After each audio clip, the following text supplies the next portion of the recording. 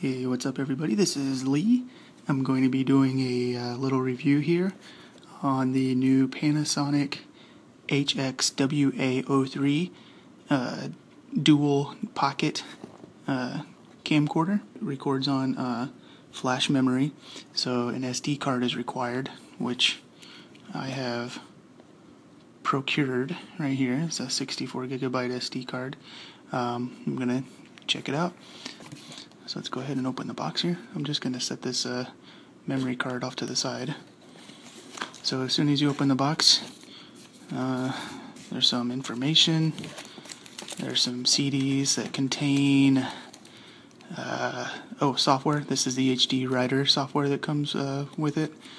Looks like it's some editing software. Then they've also put the owner's manual on disc as well. And so here's the owner's manual in English, and this looks like this is the owner's manual in Spanish. So, so two different owner's manuals, and it looks like it's a joint owner's manual for 3 different models, and this is the one that we've got here. And I'm not 100% sure what the differences are between these 3, but I know this is the one that we've got, WA03. So, with that said, let's keep going. What else do we have in here? Well, we've got looks like a quick reference guide. And if we go further, we see that we gotta take this part off. We got the hand strap. We've got the camera itself.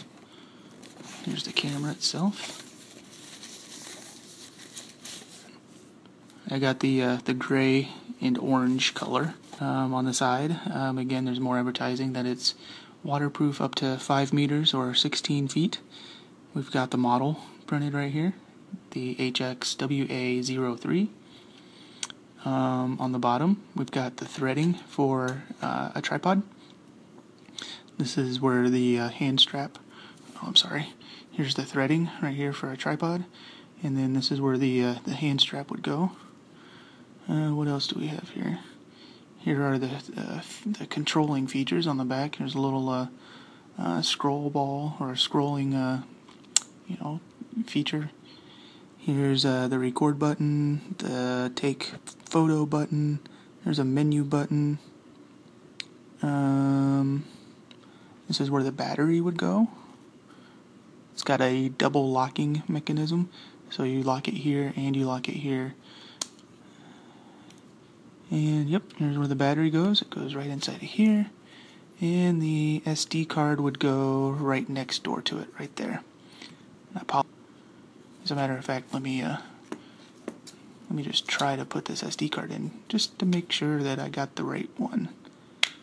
You can never be too sure. Let's see here. So we're just gonna try it the other way, like this. Yep, and it works. It clicks right in there. So you can kind of see it in this light. There's the SD card. We've got it in there. Looks like this is also where you can get a mini HDMI port and a mini USB cable connection. That's pretty cool. So we'll lock that up, and then here's the viewing window, or the LCD window, and some more control buttons down here on the handle. So here's what it basically looks like. It would fit in your hand just like this, and you would be allowed to record or take still images. Let's see what else is in the box. In the box, we've got the AC adapter to charge it. We've also got this little battery, and we've got the mini USB adapter. Looks like it's regular USB on one end and the mini USB on the other end. And we've got the AV cables to connect to TV if you wanted to display everything on TV. So that is everything in the box. I've read that these batteries come completely uncharged, so that is the first order of business, to get this battery charged up. In order to do so, connect this, or we have to insert the battery into the camera and then connect the camera to a charging source. So that's what I'm going to do now. Just going to put the battery in. I believe it goes this way. If not, we'll find out. Actually, let's see. Oh yeah, it does. Yeah, if you look farther inside there, you'll see where the metal connections go. So this is the correct way. So we'll put it in like this. It kind of clicks in. We'll close it. I am going to put this on the charger overnight, and I will come back tomorrow, and we will be testing out some features, taking some video using this, and we'll do a little review. So I'll check back with you later. Alright folks, so I set the camcorder up to charge overnight, and this morning I opened it up and started to get the settings set up. When you first open this up, it'll turn on and you can program your settings, like the date and the time and things like that. I just wanted to briefly share with you some information that was in the manual. I spent some time reading over the manual, and you can see here that for this particular model, for the battery that's supplied, the charge time is about 2.5 hours, but under pretty much the highest definition, 1080, either 60 frames per minute or per second or 30 frames per second, you're looking at record times that are not very good, right around 40 minutes or 45 minutes of continuous, or about an hour of continuous record time. So if you're doing a lot of recording, then you're going to want to get a second battery. So that's one initial observation that I made. When you turn it on, or actually when you open it up, it turns on, and you can see it's got a full battery. There's a battery meter. Like I said, I've already done some initial setup on this. I already programmed the date and the time, and I set up the type of recording that I want. So you can see there's 16 megapixel stills. I've got it set up for 1080 by 30 frames per second. This gives an indication of how much record time is left. So I've got 9 hours and almost 12 minutes of record time at this resolution available, or I've got almost 8,000 pictures that I can store on this memory card. Like I said, I've got a 64 gigabyte memory card. And so right here we've got some quick setting buttons. This is the on-off, of course. This is the playback or record button. This is the intelligent auto button, which will allow you to use automatic features. And then this is kind of like the creative control button to allow you to use different settings. And so you can go through the settings to get these, but you can also go to, these are kind of like quick links. Press the creative control button. It will take you to some settings that you can use to record in. So right now the default is off, but you can also use a 1-point color, or you can use the old movie, which I thought looked pretty cool at first. I haven't tried it yet, but I will be. Fisheye effect, a whole bunch of other settings that you can use to record in. And by pressing the intelligent auto button, it basically turns on the the intelligent auto feature, which will it's programmed to select the correct format for your conditions. So when you see that little IA in the screen, it's on, and then it's off. So that's all you got to do. Now what I'm going to do is I'm going to go and record some things. I'm only going to use the 1080 by 30 for this review, just because you don't want to sit through all sorts of different footage of different resolution. So I'm just going to use 1080 by 30 for this review. I'm going to record a few things using this Panasonic camera, and then I'm also going to record them using my iPhone just to kind of compare, because that's really basically what we're comparing. This is really going to be a replacement or just one level up from recording with your your mobile phone or your smartphone. So I'm going to go record a few things, and then we'll look it over. Alright folks, we're now outside, and the only thing that I can really think of to really record that's worth recording in my yard, or that's anything accessible, is my pumpkin patch.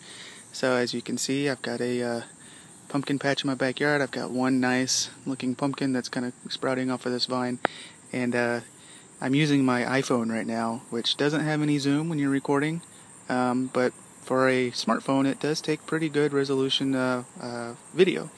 So I'm about 10 feet away from this pumpkin, and so this is with the iPhone. Okay folks, so now I'm using the Panasonic. I'm standing in the same exact spot as I was standing previously using my iPhone, and I've got the intelligent auto feature turned on, and so this is what everything looks like with that. I'm using the standard zoom feature right now. I think I'm zoomed all the way out. Let me check. Yes, I am zoomed all the way out. But the good thing about this is it allows you to zoom a little bit, and I will now zoom in on this pumpkin just kind of give you a little closer view of it.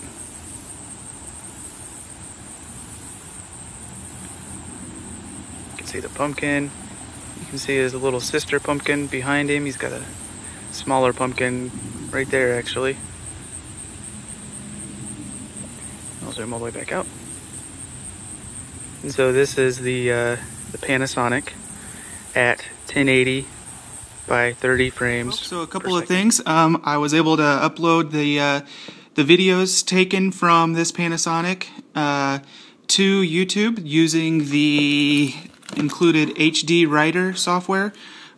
This software, it's pretty cool if you don't have any video editing software, but like I said, most of us currently already have some editing software, so if you're doing any major editing, you'll probably use that. But for, just some simple video trimming and easy uploading to some of the, like YouTube, for example, this software, it's not that bad. So I do recommend you downloading this. Yeah, I haven't really been able to fully examine all the features, but it's not a bad, simple little video editing software. And now for the camera. As you saw, this camera takes excellent HD footage. I mean, it was stunning quality. You were able to see that pumpkin patch I had in my backyard. It was really good quality. So I'm very impressed with the quality of the resolution of the video. Some things that I would recommend, they could be possible setbacks, is the battery. The battery doesn't really last very long, but for a pocket camcorder, which this is being advertised as, I don't think there are too many better options out there. The good news is you can buy extra batteries and put new batteries in here rather than having an internal battery that constantly has to be recharged and you can't change them out. So I would recommend getting a new battery. Another thing that might be a potential concern for some people is this is not a touchscreen. But I personally think that Panasonic kind of got around that or compensated for that by giving you some easy features, like some quick buttons here on the side, and this little toggle, thumb toggle, whatever you want to call it, it's pretty easy to use. So I think Panasonic got around that issue, but if you're looking for a touchscreen, this does not have it. Another thing that might be of concern to some of you is this is not Wi-Fi. There's no internal Wi-Fi in this camcorder. I know that you might see it advertised as, being able to wirelessly upload videos to, YouTube or whatever, but that is done through this software. So what you would do is you would take your card, or somehow you would hook up the camcorder to your computer, or take the card out and put the card in the computer or whatever, and then from your PC, using the software, you can upload it to YouTube. So no internal Wi-Fi, or at least if there is, it's so cryptic that I could not find it at all. So those are really the only issues that I really had with the camcorder. And those, to me, they're not issues. They're non-issues. I was just basically looking for something that was small enough to fit in my pocket, and this is about twice as thick as an iPhone. I think an iPhone is about this size, but it's probably just a little bit larger in width and length than my iPhone, and about twice as thick. So it's definitely small enough to fit into my pocket. So if you're looking for a little replacement over your smartphone, something that takes just a little bit better quality video footage over your iPhone or your whatever smartphone you might have, and if you're looking for something that might have some zoom features and some other included features that might enhance your video production, I definitely recommend this. We're planning on going on a vacation here in a month or so, and we will definitely get some good use out of this. It's very portable, easy to use, and I can see us, being able to pull this out on a whim and being able to capture a lot of moments on video. So, thanks for watching. Let me know if you have any questions. Feel free to like, subscribe, or comment on the video, and I'll be happy to share with you any more knowledge I may have gained from this camcorder. Thanks.